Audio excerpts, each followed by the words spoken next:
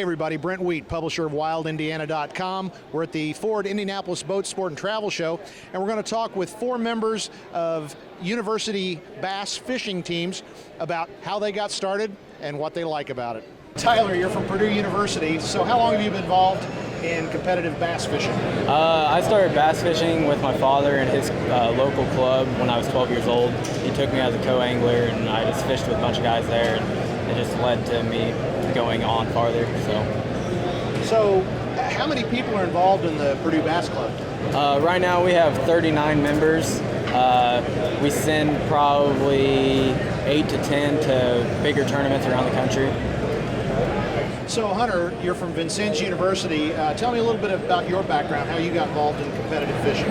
Well, I was about 8 years old when my father started taking me out to the woods and out to the ponds and stuff. So we started fishing about there, and then I didn't start getting competitive until I was about 16. Great. So how many folks are in your bass club? Right now, there's anywhere from 30 to 36.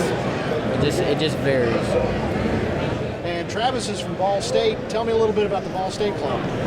Ball State Club, we run club tournaments, just inter-club throughout the year. And what we do in those is we fish for points. And then in the spring semester, we take the top 8 in those points. And those are the guys that fish in our ice box. And then also, if you come in the top 3 in that point system that we have, then you get to go to the FLW tournaments and stuff like that. So, Brody, tell me a little bit about your background too. I actually have a bunch of family members that are pretty big in fishing. My grandpa, when I first got started in 2007, my grandpa finished 4th in the Bassmaster Classic, and that's really got me going. This was back in the beginning of the college fishing and the junior fishing days, and he actually, the week before the Classic, took out kids fishing, and so then he got me started in. I won my first state championship my first year, and I went on to win 9 more, and then college fishing, or high school fishing, became a big thing, and I actually got lucky and got into that. I won my junior and senior year state championship for high school, got to travel around the country quite a bit for that stuff, and then IU was actually one of the biggest and the first club ever created. So it really had me pulled towards that, and I just wanted to try and keep it going. I'm a big Hoosier fan, so decided to be a Hoosier and got started with IU fishing. So Travis, tell me about this Icebox tournament I've heard so much about. all right, so the Icebox, they started it back a while ago, and what happens is every club in Indiana kind of comes together, and we usually fish it when the water's cold. Like last year, we had a lot of trouble getting the boats up the ramp because of the ice and all that. So, but we just come together. We got our trophies, an old cooler that's got everybody's emblem on it, and we just we come together and kind of duke it out, and it's a lot of fun. So, Hunter, what do you think has been your favorite collegiate tournament fishing experience? Probably the ice box, but we didn't have a very good turnout last year for Vincennes. We actually had some troubles getting our boats there, and then we had troubles in the water as well. So we didn't have a good year, but I still have fun, so that's all that matters. So do you have plans, at least considering the idea of doing this past college, or are we just doing it for fun right now? Well, I think I can speak for everybody here. Everybody would love to fish professionally.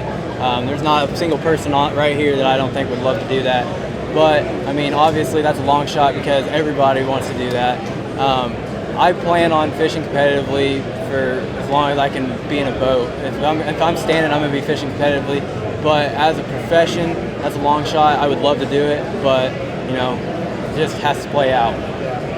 Brody, so what's been your personal best in a competitive tournament? My personal best in a competitive, college, I won the Big Ten championship my freshman year in 2013 for IU at Kentucky Lake. We did pretty well there. And then in high school, I had a couple really good ones. One year at Patoka, we had close to 21 and a half, 22 pounds-ish. And the day before was the BFL. That only took 16 to win, so we did pretty well there. And college-wise, still the Big Ten is probably my best result so far. I'm a Purdue guy. Do the rivalries get as heated on the lake as they do on, say, the football field or the basketball court? I'd say they get kind of close. The Minnow Bucket's a fun one. The Minnow Bucket's the oldest college tournament in the country. It's actually the very first one in '92. And so that's been a pretty big one every year. It's normally not too heated. The Big Ten championship normally gets a little heated.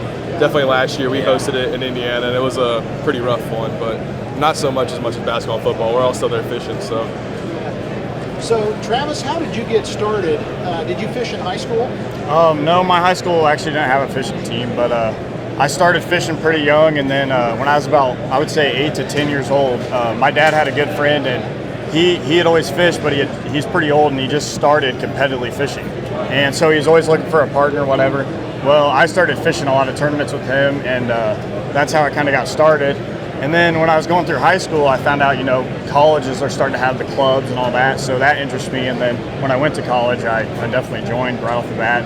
Hunter, so what advice would you have to a college student if they've seen this, they might watch this video and think, that sounds like something I might be interested in? How would they go about in their university finding the team, and then what do they need to know before they get involved? Well, first thing is don't be shy. I mean, even if you still haven't fished, like we've had probably 10 or so that's never even fished before that come out this year. We took them out, showed them how to fish, showed like the proper things that you need to do, in a sense of try to help them out. They didn't know anything about fishing, so I kind of like just spreading the word and making sure, just showing everybody how to fish. It's pretty fun, so don't be shy. I mean, everybody hasn't done something, so go out and try something new. And basically how Vincennes does it is we have like an activities board where all the groups come out, and it's like a big activities fair to where you go out and just meet different club and organizations. So just come up and sign up and come to our first meeting, and we'll explain everything to you. A question I never thought about, Tyler, what do you do for boats?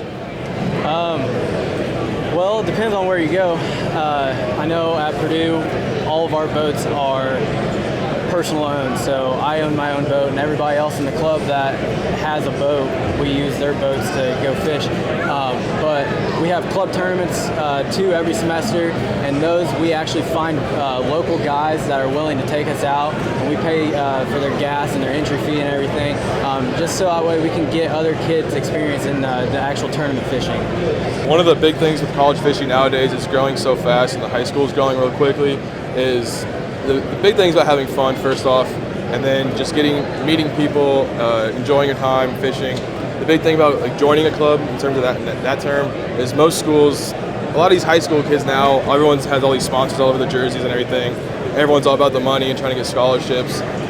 That doesn't exist in college fishing. There's some times where people get third-party scholarships, something, but you're not going to find a school that just hands you a scholarship for fishing. There's so many people, it's so saturated. The big thing is just looking through your school, making sure you comply to all your school rules. We've had issues in the past with our club getting in trouble for breaking school rules. And basically, keep it with your school, get more kids in it. If you're looking for a club, most schools the tournament circuits require us to be affiliated with their school. So if you're at a school and you don't know if you have a club or not, just go to your club board, see if you guys have a club. If you don't, it's really easy to get started.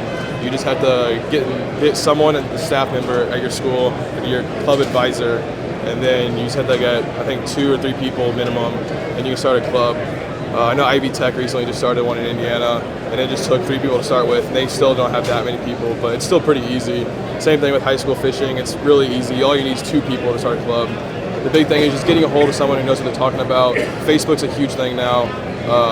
There's all the information in the world online. In Indiana specifically, there's Indiana Bass Federation, there's Bass Federation Nation in Indiana, and then all of our colleges normally have clubs too. And we actually have a Facebook group going between ourselves that we communicate a lot with.